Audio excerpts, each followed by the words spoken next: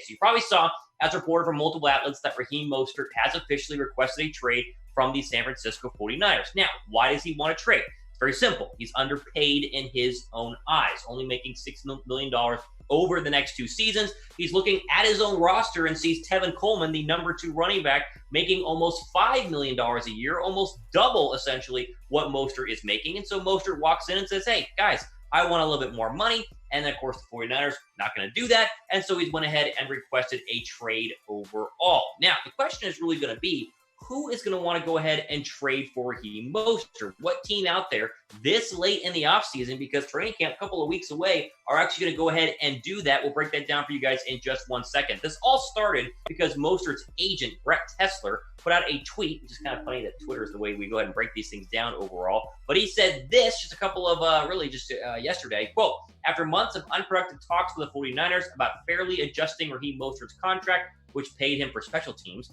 and we have requested a trade. Disappointing that it would come to this for a guy who led all NFL running backs and yards per carry and helped them to the Super Bowl. That, of course, is Brett Tessler, the main agent for Raheem Mostert, who's known to be a very fair and true, honest agent overall in the National Football League. At 28 years old, Raheem Mostert is still at that age where he has some elite years left in his career. Remember, just a couple of years ago, he was the practice squad running back for the Philadelphia Eagles. Like, this guy has worked his way up to the top, and rightfully so wants to make his money. The problem is making your money in the NFL is difficult to do at the running back spot. Now, Mostert wants $5 million per year. Where does that put him amongst the other running backs in the NFL who make $5 million a year? We'll go and throw that graphic up for you. You see Todd Gurley is on that 1-year, $5.5 million deal with the Falcons. Duke Johnson makes $5.2 with the Texans. Giovanni Bernard makes $5.15 with the Bengals. And then there's Mark Ingram at $5.0. So, from Raheem Mostert's standpoint, you look at these numbers and you go, Raheem Mostert's better than all 4 of these running backs. It's not even close. A guy who had 137 carries last year, didn't even start the entire year. Remember, they kind of eased him into the number 1 role, but still had 8 touchdowns overall and absolutely dominated. And he is going to be, or at least would have been, the number 1 running back for the 49ers going into the 2020 season. Now, from the 49ers perspective, they have 2 other very capable running backs and some good guys who are going to be on the practice squad. Coleman and McKinnon are both healthy, willing, and able and ready to go overall. So this is the little stalemate standoff we have right now for the 49ers because, yes, Raheem Mostert has a very good case for needing to make more money because of how good he was last year and how good he expects to be going forward. But the 49ers said, okay, we really don't need 3 running backs anyway. We'll just go ahead and get rid of Mostert, save some money, and we'll run the heck out of Tevin Coleman, Jerick McKinnon, and whoever they want to be running back number 3, whether that's Jeff Wilson Jr. or the 2 undrafted free agent rookies, including JaMychal Hasty on their roster right now. So the question is for you guys, what should the 49ers do with Raheem Mostert? Type T down below for trade, type P down below for pay. I think they're going to trade him just because they don't have a lot of money. They're trying to save that money for George Kittle as much as they want Raheem Mostert on the roster. There's a guy named Kyle Shanahan. You might recognize him. He calls all the plays. He's very good at scheming for every single player on this offense. I think the 49ers would not miss a beat with Coleman and McKinnon there without Mostert in the starting lineup.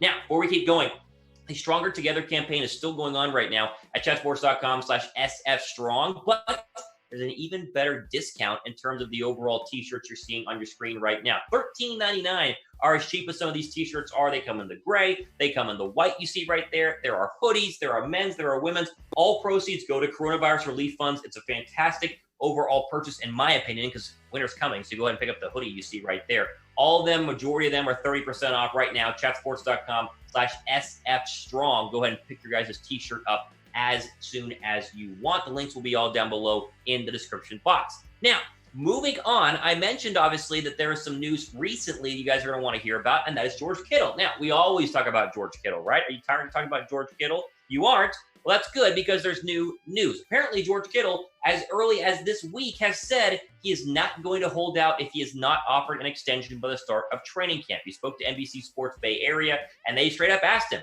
listen, right now you don't have a contract, training camp 2 weeks away. What will you do day 1, July 28th of training camp? And he said he will report. He says he will not hold out because he is a leader. Here's the quote he exactly told NBC Sports in the Bay Area. Quote, being a captain, I want to be there for my team. and I need to show the right leadership skills. And obviously, not holding out is a big reason why you would show those leadership skills of being there on the football field. And honestly, I think Kittle fully understands the 49ers will eventually give him a contract extension, whether that is tomorrow, whether that's 2 weeks from now, whether that's middle of the season, or all the way into 2021. They will eventually make him the highest paid tight end in the National Football League, a guy with the stats and the numbers that he put up last season: 1,000 yards receiving, 5 touchdowns, 85 receptions. These can only go up from here with how great George Kittle is looking like. I think Kittle understands, hey, I'm in this for the long run. He's probably been assured by the 49ers they will eventually take care of him, just a matter of working out the deal. This will get done, but I think it's a good step overall that at least George Kittle is going to show in good faith, hey, I'm not going to go ahead and hold out on you. We're not going to cause any drama. I'll be there, but make sure that you pay me. Is there a risk to this? Yes, George Kittle could break his leg day one and ruin his chances at $10 to $15 million a year. But I think with the new workout plans they have with coronavirus, he's going to be just fine. I think a deal will get done sooner rather than later. And plus, it's still 2 weeks away. So we could have this deal happen tomorrow or next week, a couple days before July 28th. So overall, Kittle not holding out is good news. And I think the deal will still get done, in my opinion, if I had to bet, before the start of the 2020 season, hopefully before the start of training camp. Again, July 28th, everybody is reporting to camp, including obviously George Kittle. Now, you love George Kittle for doing this, for saying, hey, even if I'm not paid yet, I'm not going to hold out. Give this video a thumbs up right now. We know a lot of you guys are watching. You enjoy the channel. Thumbs up right now if you guys love George Kittle, not only what he does on the football field, but how he's not going to be a diva like a lot of players, Zeke Elliott, like a lot of players are in the offseason. Not going to be a diva. He's going to go ahead and play despite the fact he does not have a new contract. Give the video a thumbs up. And if you like this video and you're a fan of the channel, then why haven't you subscribed to the 49ers Report? 25,759 of you guys already have. Trying to get to 30K. 30K would be crazy. Go ahead and click the notification bell down below as well. That way you guys get notified whenever we drop the latest videos here, which honestly happen on a daily basis. We do, it's like 5 or 6 videos a week here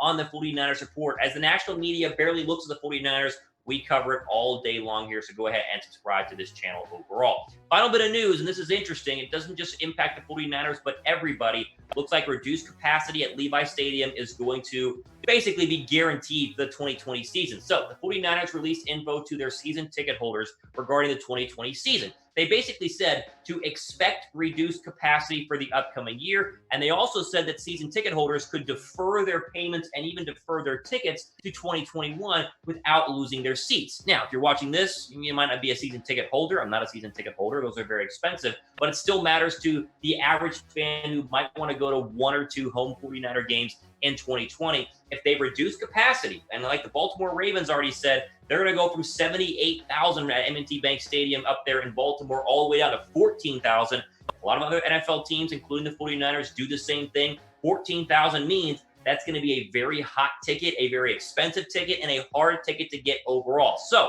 don't be surprised when it officially gets announced that Levi Stadium will be at half capacity or 25% capacity or whatever it is, because reduced capacity is basically a given, especially with what the 49ers said just a couple of days ago when they went ahead and released all this info to their season ticket holders. Expect reduced capacity. It is coming, and it's just, the sports landscape we're living in right now. Honestly, before we move on, I'd be fine with nobody in the stands as long as we get football, right? As long as we watch it on TV, that's all I care about. Yes, fans of the stands is super important, and obviously I want to be there. But if it's fans of the stands or no football, I'd rather have I'd rather have no fans in the stands to be able to have football on my TV. Now, this would help because you might need to wear a face mask if you get to be one of the 14,000 plus fans in the stands. Why not wear one that reps the 49ers? Your official Chat Sports 49ers face coverings are ready to go and still on sale. Chatsports.com/49mask. You can get 1 pack for that ships within 2 business days. You get a 2-pack, you get a 3-pack like you see right here. A ton of great designs, all with the 49er logo,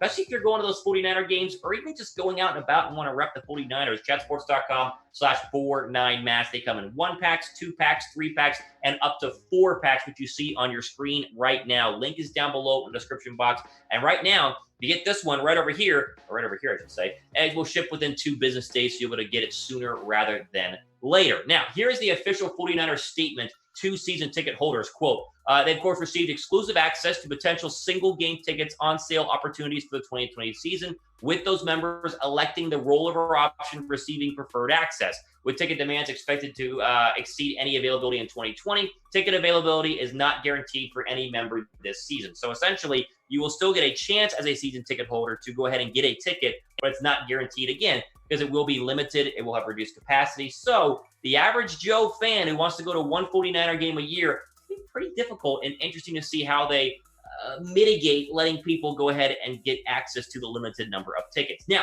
I'm curious how many of you guys watching right now were planning on going to a 49er game this year and still want to go if you were able to get a ticket. Type Y down below for yes if you would go to a 49er game in 2020. Type N down below for no. I'm just kind of curious if the fan base of the 49er report here, what you guys think in terms of overall, would you go, would you not go? Let me know down below in the comment section right now.